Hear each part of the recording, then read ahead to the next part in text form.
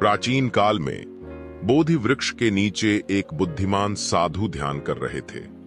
उनके चेहरे पर शांति और सुकून था और लोग दूर दूर से उनके ज्ञान का लाभ उठाने आते थे। एक दिन एक युवक उनके पास आया।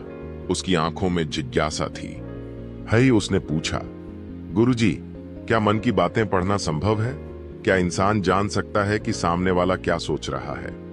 बुद्धिमान साधु ने एक छोटी मुस्कान के साथ कहा, मन की बातें पढ़ने का रहस्य उस व्यक्ति के भीतर छुपा होता है। युवक ने उत्सुकता से पूछा, कैसे?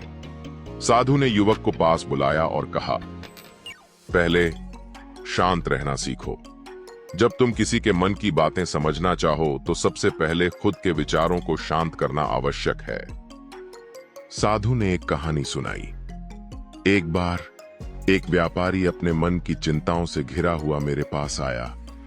मैंने उससे कहा, पहले अपने मन को शांत करो, फिर तुम स्वयं ही अपनी समस्याओं का उत्तर पा जाओगे। कुछ दिन बाद जब वह ध्यान में बैठा तो उसे समझ आया कि उसकी समस्याओं की जड़ वही थी।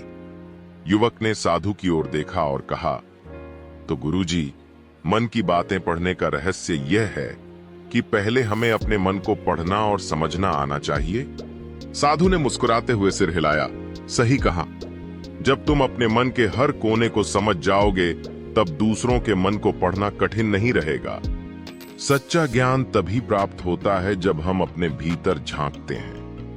ध्यान, शांति और करुणा से हम दूसरों के मन की बातें भी समझ सकते हैं।